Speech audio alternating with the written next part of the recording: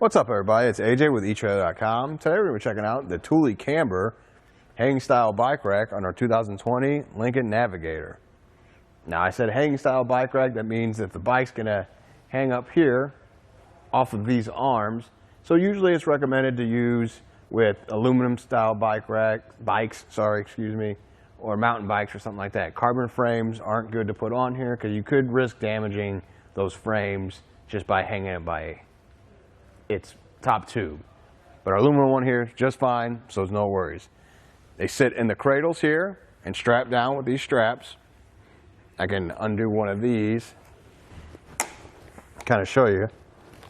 You can see how it's rubber protected. It's got the grooves for any of the cables on the bottom, so you won't have to pinch those or worry about damaging them. The cradles are pretty far apart, so since this carries 4 bikes, you can see they each have plenty of space. So you'll alternate them, but you won't have to worry about, most likely, your handlebars hitting seats and like having to maneuver them around. And you can move them a little bit, so if you need to move that little bit of room, looks like it slides just a bit. There is a screw here in place, so it looks like you have to remove that to move it any more than that, but that also keeps, if you can see the screw here in the groove, that keeps the cradle there, so it won't be able to slide past that or move around. So that's good, is the more you use it, the more these are going to wear a little bit, and you just don't want them sliding all over the place, you know, while you're driving. Let's go ahead and take the bike off. The straps operate pretty easily. You can just push down on this and pull the straps out. Another awesome feature it has is the anti-sway cradles, and that just keeps the bike from moving back and forth a lot. So that's with it. I'll detach it and show you. If we didn't have that, it'd be swinging back and forth quite a bit, and you would run the risk of it maybe hitting the center post or something like that. With this in place, you can see it doesn't hardly move at all, and you don't have to worry about it. It still swings a little bit. You're going to have a little bit of movement, but it's not going to come close to this post. You don't have to worry about it. Loading and unloading, pretty easy, just as long as you have an open frame. This one just comes along the top. I ran into anti-sway cradles a couple times, but not a big deal.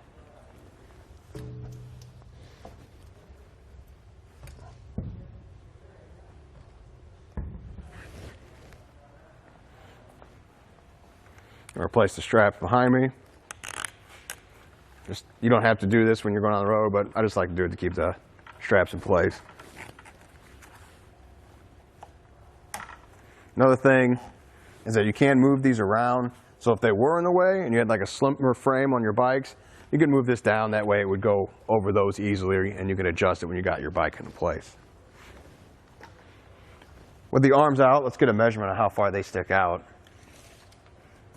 We're going to go from the bumper to the end of the arms here. I'm going to try and eyeball the best I can. Looks like 46 inches is what it comes out to. But the good thing about this one is that it tilts. The arms fold down.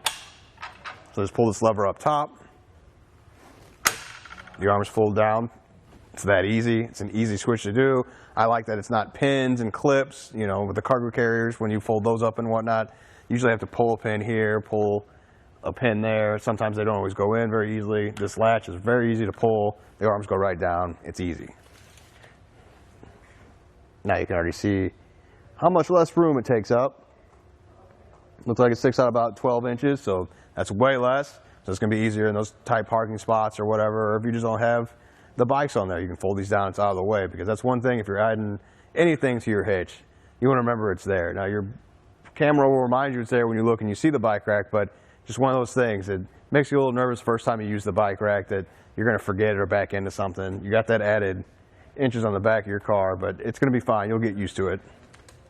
Another thing that this one does is tilts away. You have another latch down here,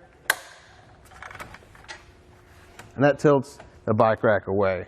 That way I could get access to the tailgate. Now this one is filled to the brim, so if I opened it, we'd get an avalanche, so I'm not going to do that right now, but just wanted to show you how it tilts away. Then you get hitch access, or back access. That way if you forget your helmet or there's a cooler back there and you get there, you don't have to take the bike fully out and put it back in. It's just another nice feature that they thought of. You just lift it back up, put it in place. If we come down here and look at the hitch, it goes in a 2-inch hitch. It does have a sleeve you can remove so it can fit 1 1/4 inch, and has an anti-rattle bolt in there, and that really helps take out that shake and play in the hitch. I can shake the whole vehicle, and this bike rack is not moving all that much. So I can be sure that it's not going to do that when you have your bike on there or when you're going down the road. Well, I think that does it. I hope this helped. This is our test course. Let's start with the slalom. This shows side-to-side action, such as turning corners or evasive maneuvering. Then, onto our alternating speed bumps. This shows twisting action, such as hitting curbs, potholes, road debris, or even uneven pavement. Last of all, the solid speed bumps. This shows up and down action, such as driving through a parking lot or parking garage, or driving in and out of a driveway.